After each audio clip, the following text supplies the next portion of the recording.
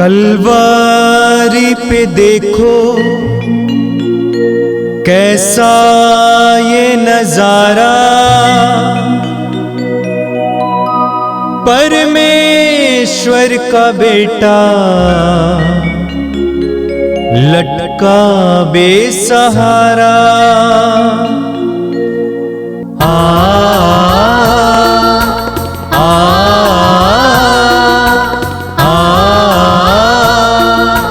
बहती रक्तधारा जिसमें सबको मिले मुक्ति, बहती रक्तधारा जिसमें सबको मिले शांति, बहती रक्तधारा जिसमें सबको मिले मुक्ति, बहती रक्तधारा जिसमें सबको मिले शांति।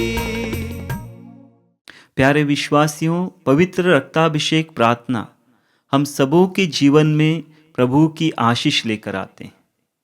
तो आइए पवित्र रक्ताभिषेक प्रार्थना में हम अपने आप को प्रभु के हाथ में समर्पित करें और इस प्रार्थना में पूरे हृदय से सहभागी हो। पिता और पुत्र और पवित्र आत्मा के नाम पर आमीन।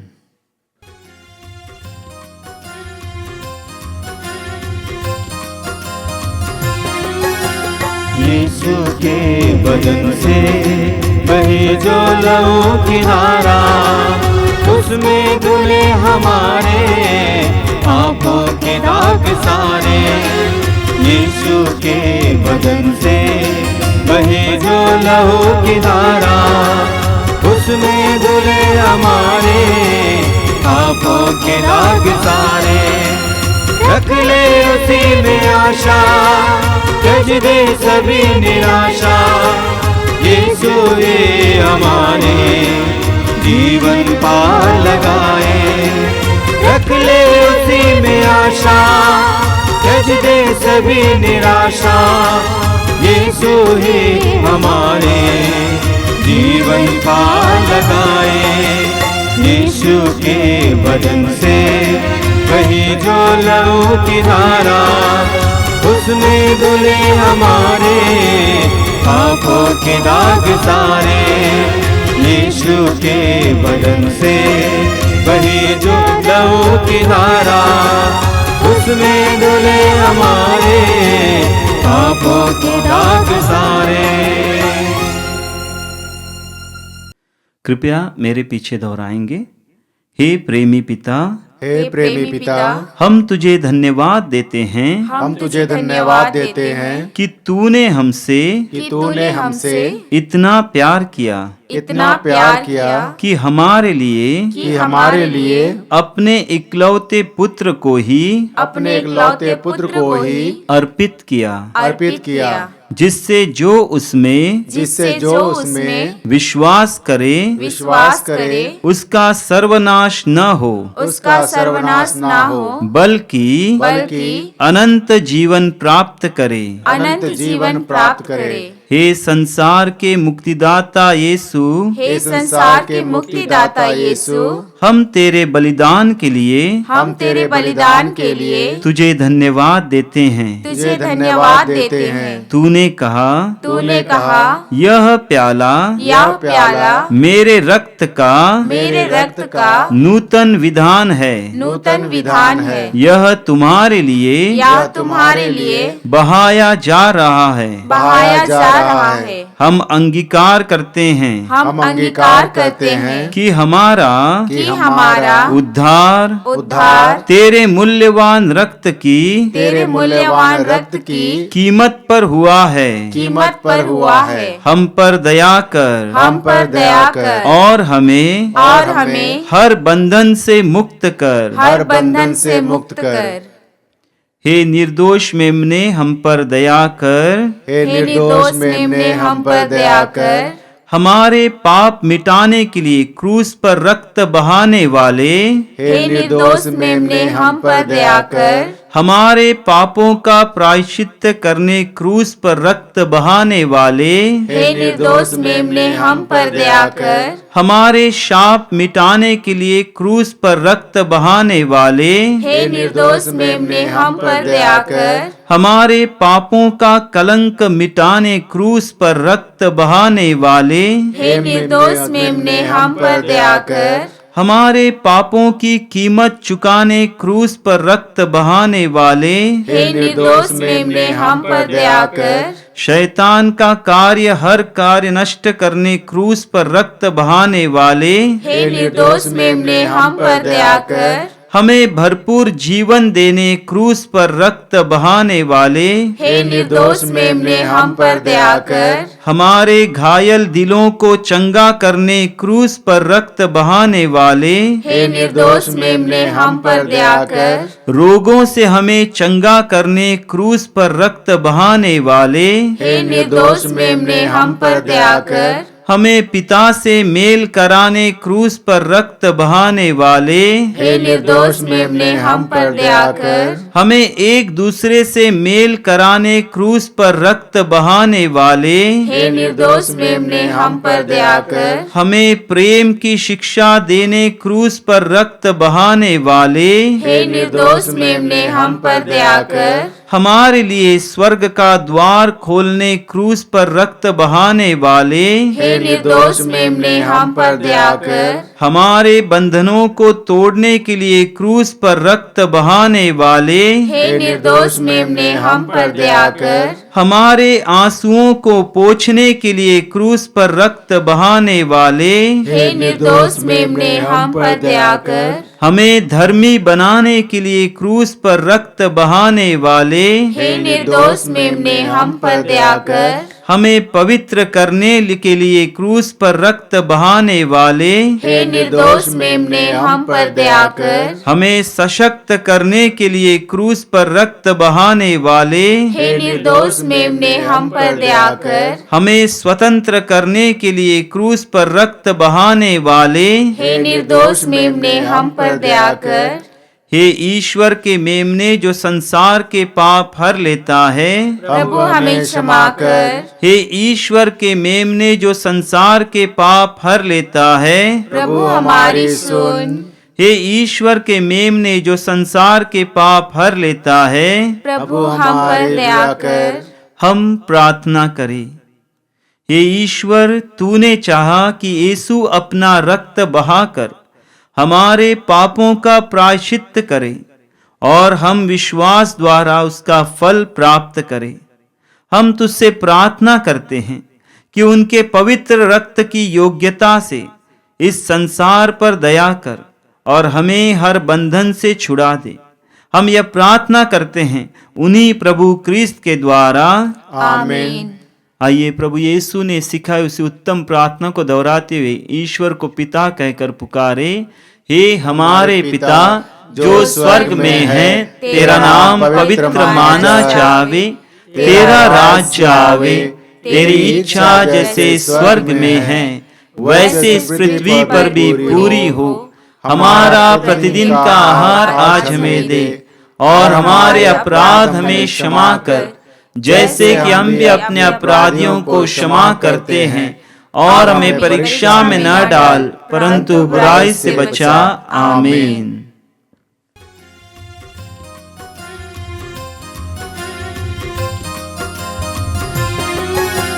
यीशु के बदन से बहे जो लहू की धारा, उसमें धुले हमारे पापों के दाग सारे।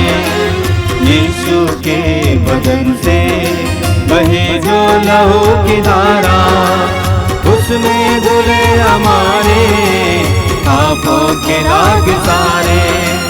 रख ले उसी में आशा, त्यज दे सभी निराशा। यीशु ये हमारे जीवन पार लगाए। रख ले उसी में आशा, त्यज दे सभी निराशा। यीशु ही हमारे जीवन पार लगाए। यीशु के बदन से बही जो लहू की धारा, उसमें धुले हमारे पापों के दाग सारे यीशु के बदन से बही जो लहू की धारा, उसमें धुले हमारे पापों के दाग सारे। आइए हम प्रार्थना करें। मैं आप सभी से अनुरोध करूंगा इस समय अपने हृदय और मन को पूरी तरह से प्रभु पे लगाएं। हम एक ऐसे ईश्वर पर विश्वास करते हैं जो सामर्थ्यवान है, शक्तिशाली है, न्यायी है, साथ ही साथ प्रेमी है, करुणामय है, हमें क्षमा करने वाला है। मैं आप सभी से अनुरोध करूंगा कि मन लगाकर इस समय प्रभु की उपस्थिति का एहसास करें। प्रभु आपको प्रेम करते हैं, आपके हृदय की एक एक बात को जानते हैं, आपकी आंसुओं को देखते हैं, आपकी चिंताओं को जानते हैं। उन सारी चिंताओं को, पीड़ाओं को प्रभु के सामने लाइए और दृढ़ विश्वास के साथ इस पवित्र रक्ताभिषेक प्रार्थना में भाग लीजिए। यह विश्वास कीजिए कि आज इस प्रार्थना के दौरान प्रभु आपके जीवन में कार्य करने जा रहे हैं, विभिन्न प्रकार के बंधनों से आपको आजाद करने जा रहे हैं, आपके रोगों से आपको मुक्त करने जा रहे हैं। हृदय खोलकर इस प्रार्थना में भाग लीजिए। प्रभु से प्रार्थना कीजिए कि पवित्र आत्मा भेजकर मुझे उत्साहित कीजिए, मेरे हृदय के अंदर अपने प्रेम को उंडेल दीजिए, मेरी निराशा को आशा में बदल दीजिए, मुझे उत्साही बनाइए। प्रभु यीशु, मैं तुझे धन्यवाद देता हूं इन क्षणों के लिए, इन पवित्र क्षणों के लिए। तेरे पवित्र रक्त के द्वारा, उसके सामर्थ्य के द्वारा मेरे भाई बहनों के जीवन में कार्य करने के लिए और जो कार्य तू करने जा रहा है उसके लिए प्रभु यीशु समय मुझे इस योग्य बनाइए ताकि तेरे पवित्र वचनों को मेरे भाई बहनों के सामने रख सकूं। आइए पवित्र आत्मा, हम पर उतर आइए, हमारे हृदयों को उत्तेजित कीजिए, ईश्वरीय प्रेम से हमें भरिए, ईश्वरीय आग से हमें भरिए। प्रार्थना में थोड़ा समय बिताइए, पवित्र वचनों को सुनने के लिए अपने आप को तैयार कीजिए।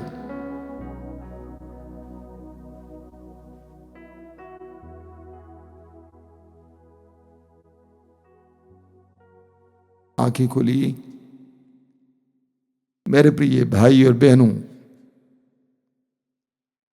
इस पवित्र रक्ताभिषेक प्रार्थना के द्वारा प्रभु आपके जीवन में कार्य करेंगे, ऐसा विश्वास कीजिए। जब आप प्रभु के पवित्र वचनों को सुन रहे हैं, उस समय स्वयं प्रभु आपसे बोल रहे हैं, ऐसा विश्वास कीजिए। जब प्रभु की आराधना में आप समय बिताएंगे, साक्षात ईश्वर आपके पास है, उसका सानिध्य आपको दिया जा रहा है, यह विश्वास कीजिए। कभी कभी हम लोग अन्य कार्यक्रमों की तरह इन कार्यक्रमों को देखते हैं, देखने से शायद ही कोई फायदा आपको मिलेगा। मैं आपसे अनुरोध करूंगा उसमें सहभागी हो जाइए, पूरा मन लगाकर बैठिए, हृदय खोलकर, कान खोलकर प्रभु के पवित्र वचनों को सुनिए। जब प्रभु यीशु वचन सुनाते थे, प्रभु बोलते थे, जिसके कान हो वो सुने। आंतरिक कानों को खोलिए, प्रभु के वचनों को समझने के लिए, उन वचनों को आपके जीवन में आने के लिए और कार्य करने के लिए मौका दीजिए। मेरे प्रिय भाई और बहनों, एक बार एक दंपति मेरे पास आए अपने एकमात्र छोटे बेटे के साथ। वे अपने पारिवारिक जीवन की समस्याएं बता रहे थे, दाम्पत्य जीवन की समस्याएं बता रहे थे। मैंने देखा कि वे एक दूसरे पर इल्जाम लगाए जा रहे थे। अंत में पत्नी ने अपने पति के कमजोरियों और कमियों का हिसाब रखा मेरे सामने। मैंने पूछा कि आप अपने पति की कमजोरियों का हिसाब रख रही हैं?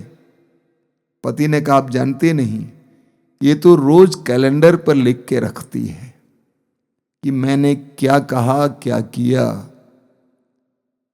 मेरे पूछने पर पत्नी ने कहा, उसको सुधारने के लिए मैं कर रही हूं।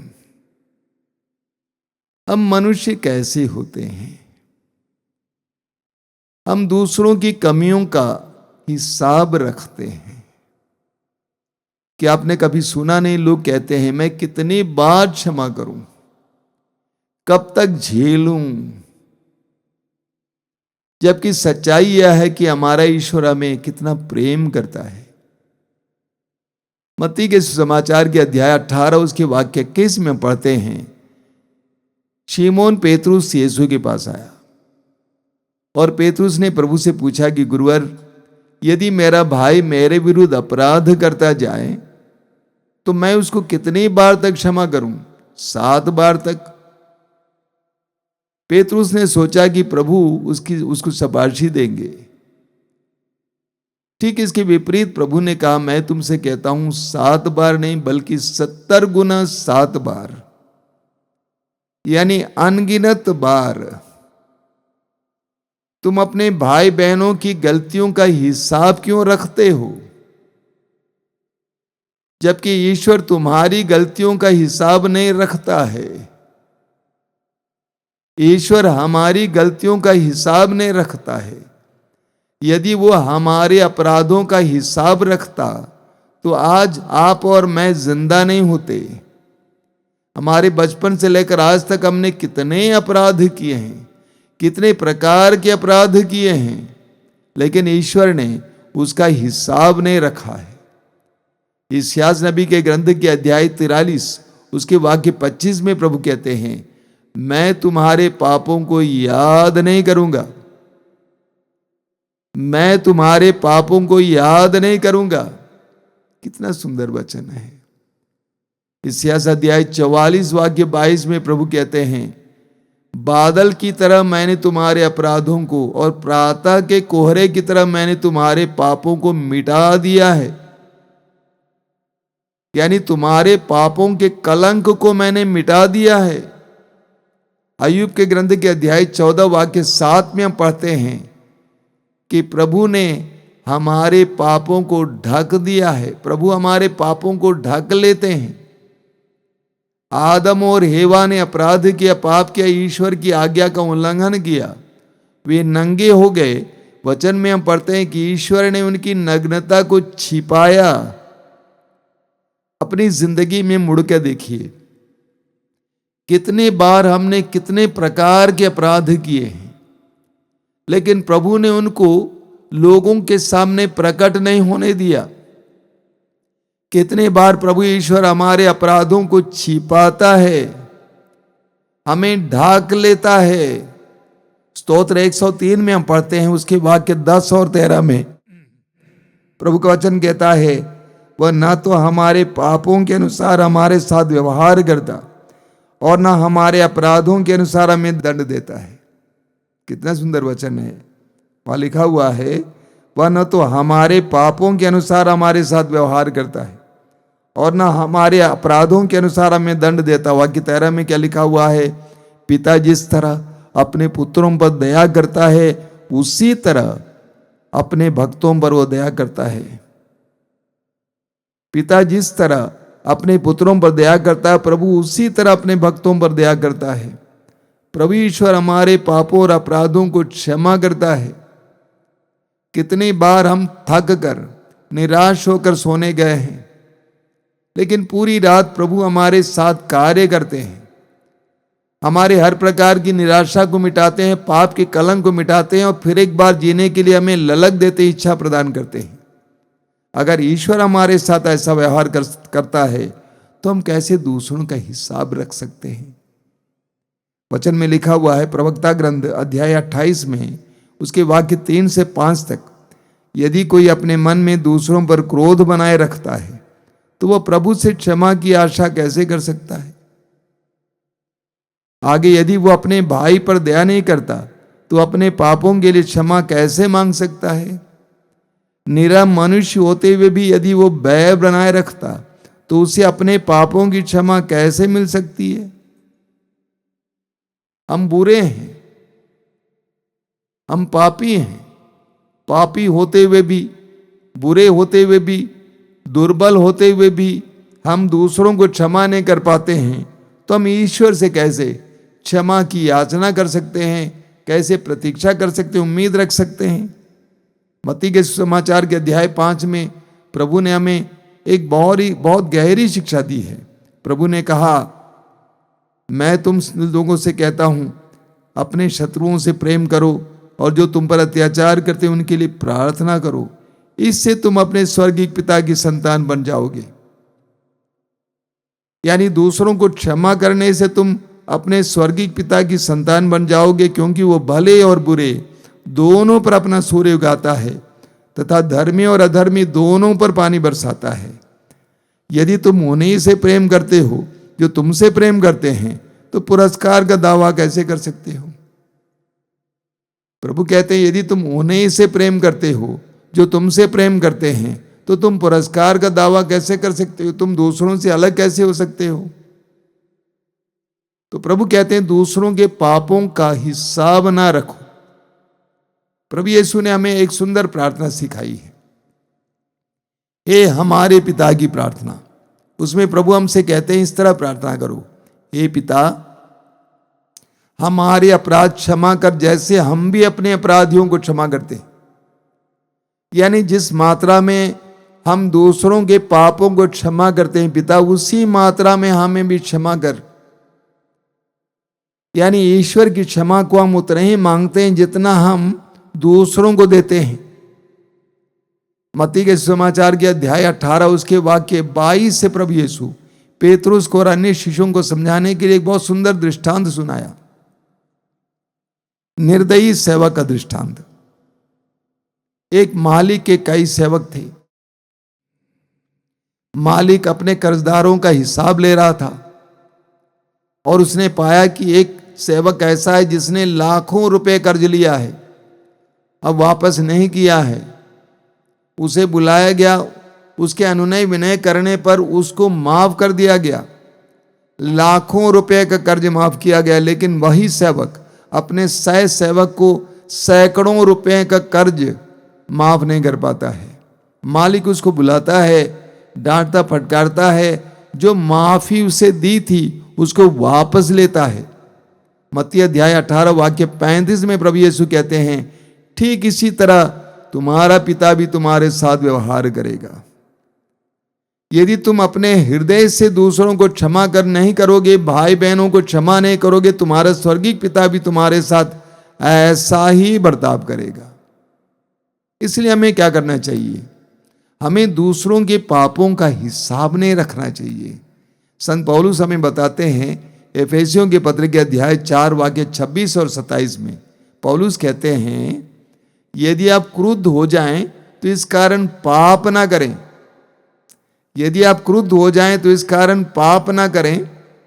सूरज के डूबने से पहले अपने क्रोध को शांत करें। शैतान को अवसर नहीं देना चाहिए। पौलुस कहते हैं कि सूरज के डूबने से पहले अपने क्रोध को शांत करो। आज के जमाने में यह कितना आसान हो गया है। आपके पास मोबाइल फोन है, अगर किसी ने आपको दुख दिया है, किसी को आपने दुख दिया है, क्षमा पाइए, क्षमा दीजिए। रात को अपने दिल में क्रोध को बनाए मत रखिए। जब रात को अपने हृदय में क्रोध को बनाए रखते हैं तो आप शैतान को आपके जीवन में कार्य करने का अवसर देते हैं। हिसाब मत रखिए। मैंने देखा कई लोग इसीलिए दुखी हैं, पीड़ित हैं, अंधेरे में बस रहे हैं, क्योंकि वे क्षमा नहीं कर पाते हैं। जब भी हम क्षमा नहीं करते, हम शैतान को अवसर देते हैं हमारे जीवन में कार्य करने के लिए, हमारे परिवार में कार्य करने के लिए। इसीलिए हमें क्षमा करने की आवश्यकता है। उत्पत्ति ग्रंथ में हम पढ़ते हैं याकूब के बेटे यूसुफ के बारे में। याकूब के 12 बेटों में से यूसुफ को उसके भाइयों ने, जब वो 17 साल का था, व्यापारियों के हाथ, मिस्रियों के हाथ बेच डाला। और यूसुफ मिस्र देश पहुंच जाता है। मिस्र में पहुंचने के बाद प्रभु उसके साथ है, इसीलिए हर जगह उसको सफलता मिलती है। अंत में वो मिस्र देश का शासक बन जाता है। उसके ही भाई अपना देश छोड़कर मिस्र देश आते हैं अनाज खरीदने के लिए। यूसुफ के सामने वे खड़े थे, वे यूसुफ को पहचान नहीं पाए, लेकिन यूसुफ ने उनको पहचान लिया। अंत में उसने प्रकट किया, बता दिया कि मैं यूसुफ हूं जिसको आप लोगों ने बेच डाला था। वे घबरा गए, लेकिन यूसुफ ने कहा घबराओ मत। जब फराउन को, मिस्र के राजा को पता चला तो यूसुफ से कहा कि अपने पिता और भाइयों को बुलाओ, वे हमारे मेहमान बनकर हमारे देश में रहेंगे, जिएंगे। इस प्रकार याकूब और यूसुफ के भाई मिस्र देश पहुंच गए। लेकिन जब याकूब मर गए उस समय यूसुफ के भाई घबरा गए। उन्होंने आपस में कहा, अब पिताजी तो गुजर गए, अब जरूर ये हमारे साथ प्रतिशोध लेगा। उस समय यूसुफ ने क्या कहा उसको सुनिए। उत्पत्ति ग्रंथ अध्याय 50 उसके वाक्य 19 और 20। यूसुफ ने कहा, डरिए नहीं, डरिए नहीं, क्या मैं ईश्वर का स्थान ले सकता हूं? क्या मैं ईश्वर का स्थान ले सकता हूं? आपने हमारे साथ बुराई करनी चाहिए, किंतु ईश्वर ने उसे भलाई में परिणत कर दिया और इस प्रकार बहुत से लोगों के प्राण बचाए, जैसा कि आजकल हो रहा है। इसलिए डरिए नहीं, मैं आपके और आपके बच्चों के जीवन निर्वाह का प्रबंध करूंगा। यूसुफ ने अपने भाइयों से पूछा, आप ऐसा क्यों सोचते हैं? क्या मैं ईश्वर का स्थान ले सकता हूं? प्रतिशोध लेना, न्याय करना मेरा काम नहीं है। प्रतिशोध लेना, न्याय करना मेरा काम नहीं है, वो तो ईश्वर का काम है। हालांकि उसके भाइयों ने उसको बेच डाला था, लेकिन यूसुफ ने अपने मन में इसका हिसाब नहीं रखा, इसको बनाए नहीं रखा, इस दुख को बनाए नहीं रखा। इसलिए यूसुफ मिस्र देश का शासक बन गया। एक गूढ़ रहस्य जान लीजिए, जब आप अपने हृदय में दूसरों की कमियों का हिसाब रखे रहते हैं तो आपकी प्रगति नहीं होती है। आप उसी दुख में जिएंगे, लेकिन आप दूसरों को क्षमा करने में सक्षम होते हैं तो ईश्वर आपको ऊपर उठाते हैं। रोमियो के पत्र के अध्याय 12 में संत पौलुस हमें क्या बताते हैं?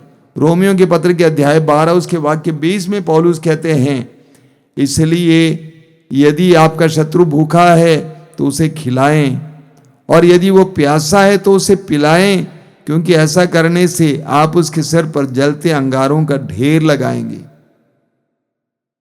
अगर आपका शत्रु भूखा है, प्यासा है तो खिलाइए, पिलाइए।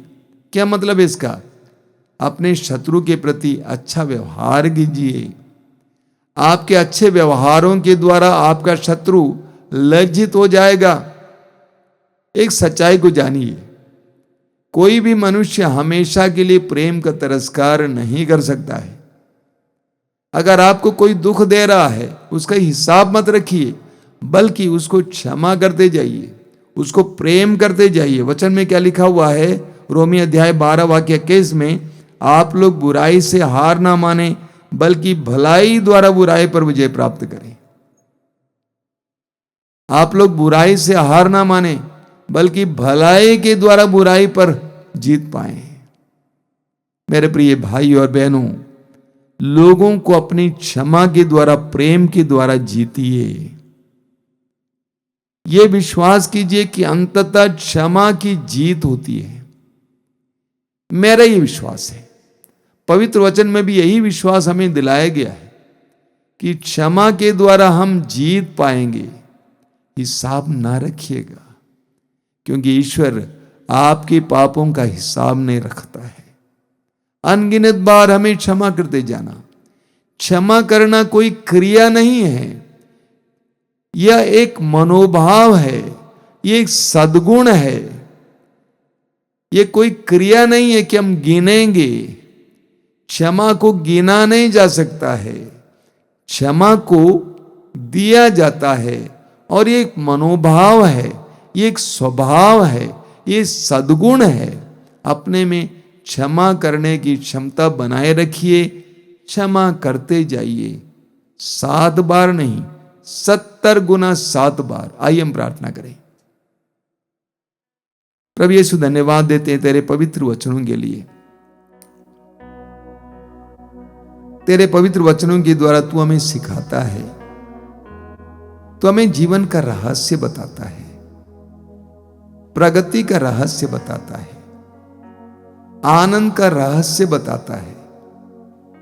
हमें दूसरों की कमियों का नजरअंदाज करने की कृपा दीजिए, उसको ना गिनकर उसको क्षमा करने की शक्ति के लिए प्रार्थना करते हैं। प्रभु, हम विश्वास करते हैं कि क्षमा एक स्वभाव है, एक मनोभाव है, एक सद्गुण है।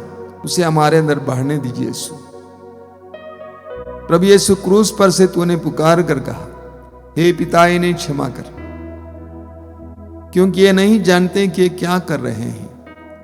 इतने सारे अत्याचार पाने के बावजूद तूने अपने उन अपराधियों के लिए प्रार्थना की, क्योंकि तेरे हृदय में केवल प्रेम था, क्षमा थी। हमारे हृदयों को भी प्रेम और क्षमा से भर दीजिए। हे प्रभु, इन वचनों को सुनने वाले मेरे भाई बहनों को आशीर्वाद दीजिए, उन्हें क्षमा का वरदान दीजिए।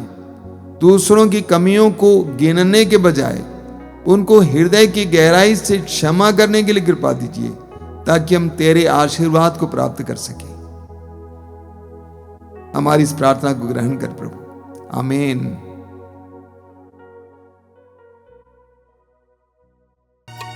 इस पावन रोटी को जब जब मैं देखता हूँ, तब याद आता है तेरा वचन। इस पावन रोटी को जब जब मैं देखता हूँ, तब याद आता है तेरा वचन। इस पावन रोटी को जब जब मैं देखता हूँ, तब याद आता है तेरा वचन। इस पावन रोटी को जब जब मैं देखता हूँ, तब याद आता है तेरा वचन। मैं तेरे साथ रहूँगा, मैं तेरे साथ रहूँगा, मैं तेरे साथ चलूँगा, मैं तेरे साथ चलूँगा। आराधना हो, आराधना हो, प्रभु तेरी आराधना हो। आराधना हो, आराधना हो, प्रभु तेरी आराधना हो। आराधना हो, आराधना हो, प्रभु तेरी आराधना हो। आराधना हो, आराधना हो, प्रभु तेरी आराधना हो। निराशा के बादल जीवन में जब छा जाते हैं, निराशा के बादल जीवन में जब छा जाते हैं। निराशा के बादल जीवन में जब छा जाते हैं, निराशा के बादल जीवन में जब छा जाते हैं। तब याद आता है तेरा वचन। तब याद आता है तेरा वचन। आराधना हो, आराधना हो, प्रभु तेरी आराधना हो। आराधना हो, आराधना हो, प्रभु तेरी आराधना हो। प्रभु तेरी आराधना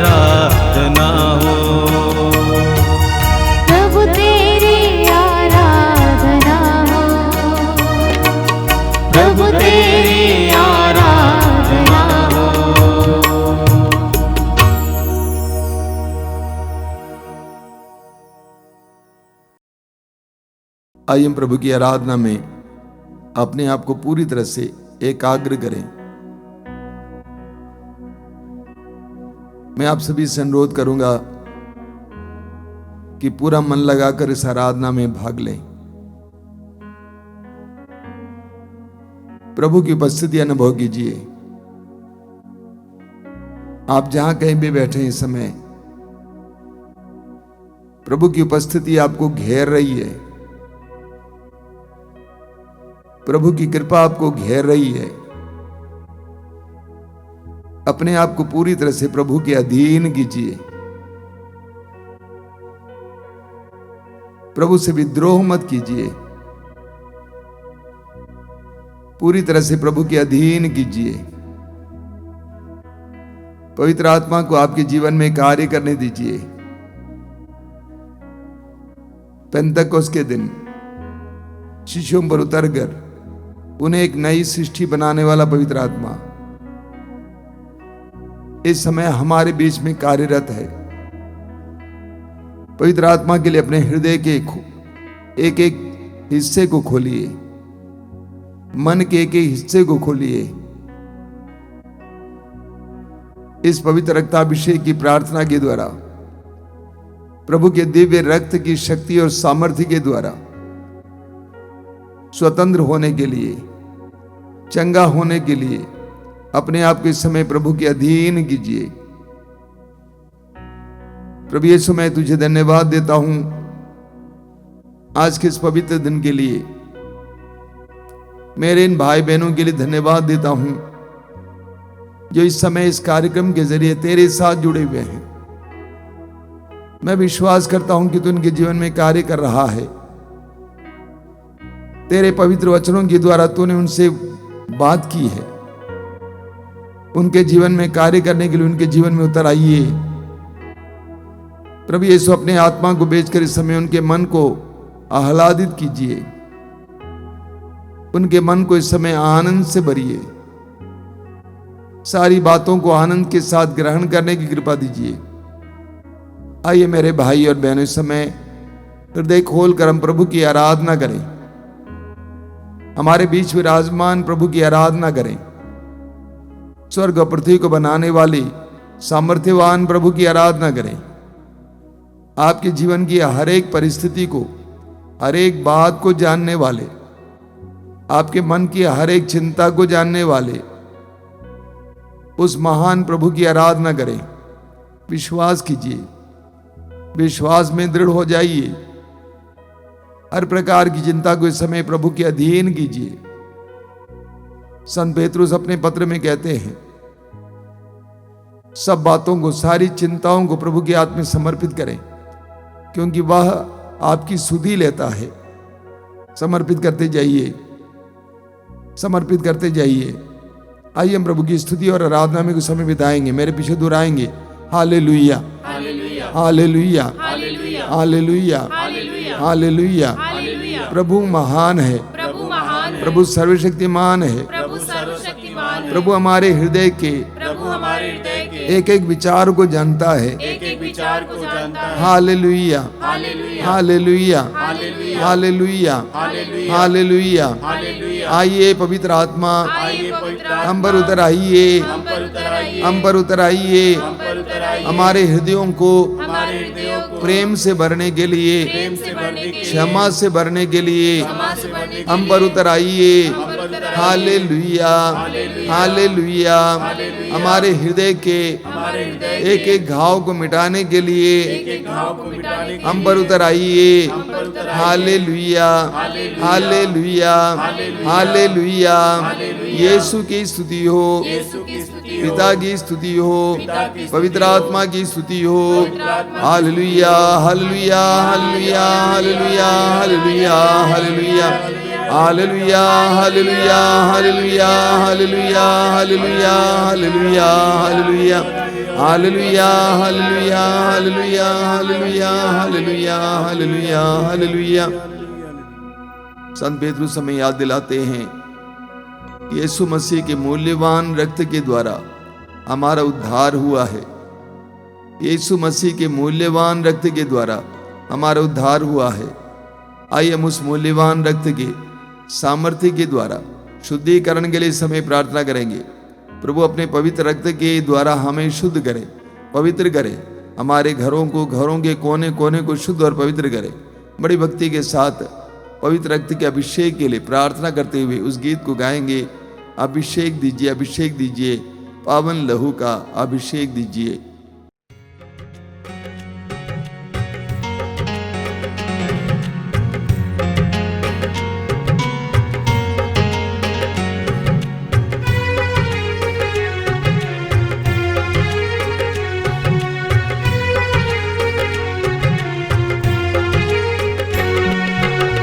अभिषेक दीजिए, अभिषेक दीजिए, पावन लहू का अभिषेक दीजिए। अभिषेक दीजिए, अभिषेक दीजिए, पावन लहू का अभिषेक दीजिए। अभिषेक दीजिए, अभिषेक दीजिए, पावन लहू का अभिषेक दीजिए। अभिषेक दीजिए, अभिषेक दीजिए, पावन लहू का अभिषेक दीजिए। पाप अधर्म से भारी है धरती, पाप मिटाने अभिषेक दीजिए। अभिषेक दीजिए, अभिषेक दीजिए, पावन लहू का अभिषेक दीजिए। युद्ध और विनाश का अंधेरा है छाया, शांति दिलाने अभिषेक दीजिए। अभिषेक दीजिए, अभिषेक दीजिए, पावन लहू का अभिषेक दीजिए। जकड़ा है मानव पापों के जाल में, बंधन तोड़ने अभिषेक दीजिए। अभिषेक दीजिए, अभिषेक दीजिए, पावन लहू का अभिषेक दीजिए। अश्लीलता का बादल घनेरा पवित्र करने अभिषेक दीजिए। अभिषेक दीजिए, अभिषेक दीजिए, पावन लहू का अभिषेक दीजिए। पाप मिटाने, शाप मिटाने, पावन लहू का अभिषेक दीजिए। अभिषेक दीजिए, अभिषेक दीजिए, पावन लहू का अभिषेक दीजिए। रोग मिटाने, शोक मिटाने, पावन लहू का अभिषेक दीजिए। अभिषेक दीजिए, अभिषेक दीजिए, पावन लहू का अभिषेक दीजिए। नशे की आत्मा सताए तेरे जन को, छुटकारा देने अभिषेक दीजिए। अभिषेक दीजिए, अभिषेक दीजिए, पावन लहू का अभिषेक दीजिए। पावन लहू से धरती को धोने अभिषेक दीजिए, अभिषेक दीजिए। अभिषेक दीजिए, अभिषेक दीजिए, पावन लहू का अभिषेक दीजिए।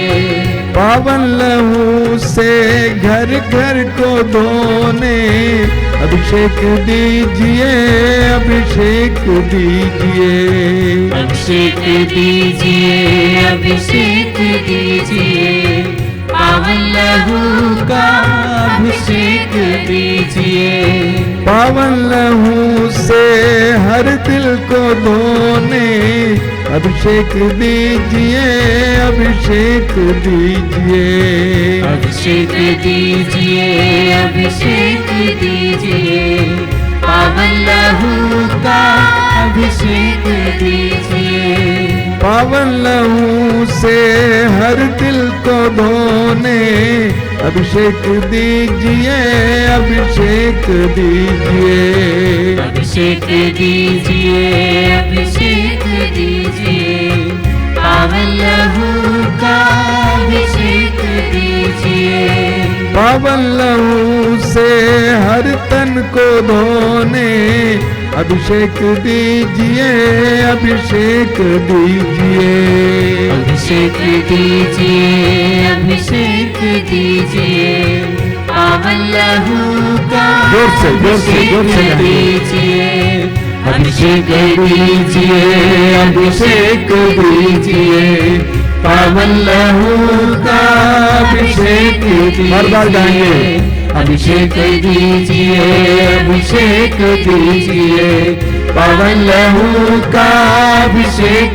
दीजिए, अभिषेक दीजिए, अभिषेक दीजिए, पावन लहू का अभिषेक दीजिए। Hallelujah, hallelujah, hallelujah, hallelujah, hallelujah, hallelujah, hallelujah, hallelujah, hallelujah, hallelujah, hallelujah, hallelujah, hallelujah, hallelujah,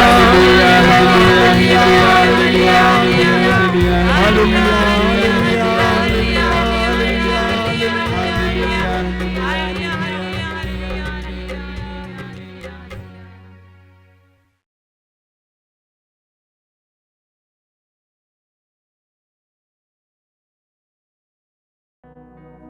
मौन होकर इस समय प्रभु के पवित्र रक्त के द्वारा शुद्धिकरण का अनुभव कीजिए।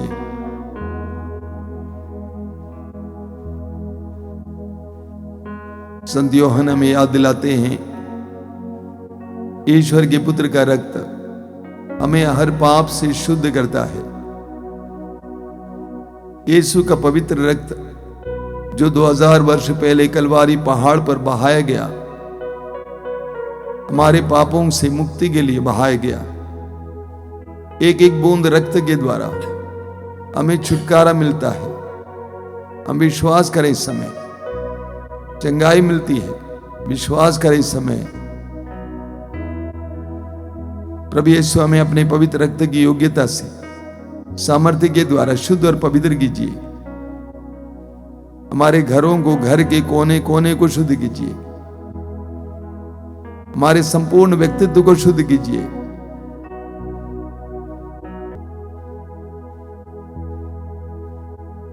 हर तरह के बंधन से, बुराई के बंधन से आजादी के लिए हम इस समय प्रार्थना करेंगे कि अब नशे के बंधन में हैं, अश्लीलता के बंधन में हैं, गंदे रिश्ते का बंधन है। इस तरह के हर प्रकार के बंधन से आजादी के लिए हम प्रार्थना करेंगे। दोनों हाथ खुला रखिए, स्वतंत्र होकर ऊंची आवाज में प्रभु की स्तुति और आराधना करते हुए बोलेंगे, हालेलुया, हालेलुया, हालेलुया।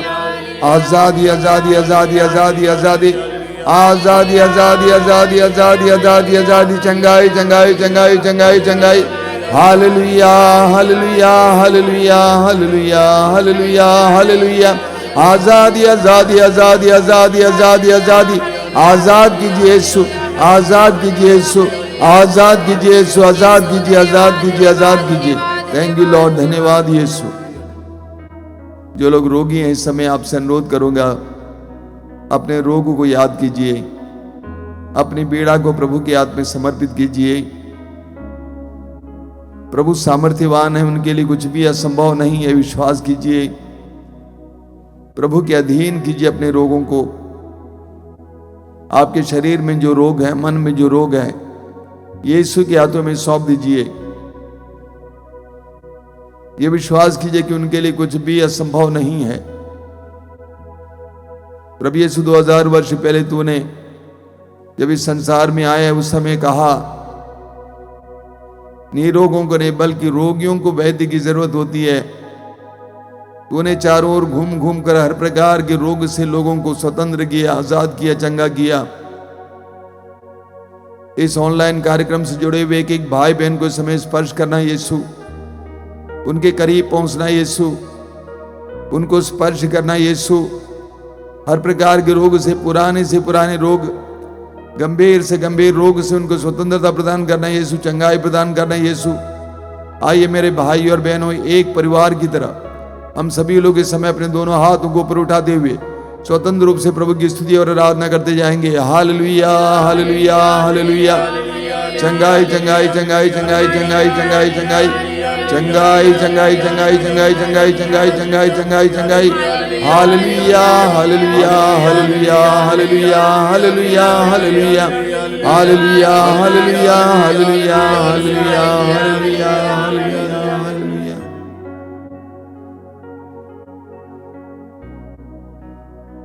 विश्वास के साथ चंगाई ग्रहण करते जाइए, विश्वास के साथ चंगाई ग्रहण करते जाइए।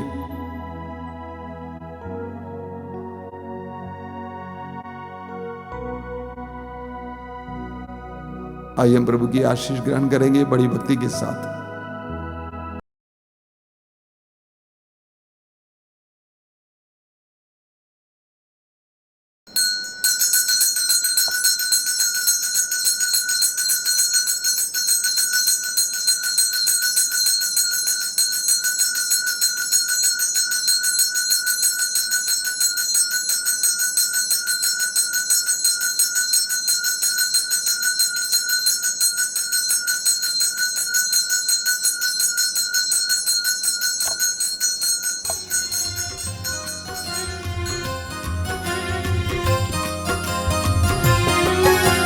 यीशु के बदन से बहे जो लहू की धारा, उसमें धुले हमारे पापों के दाग सारे।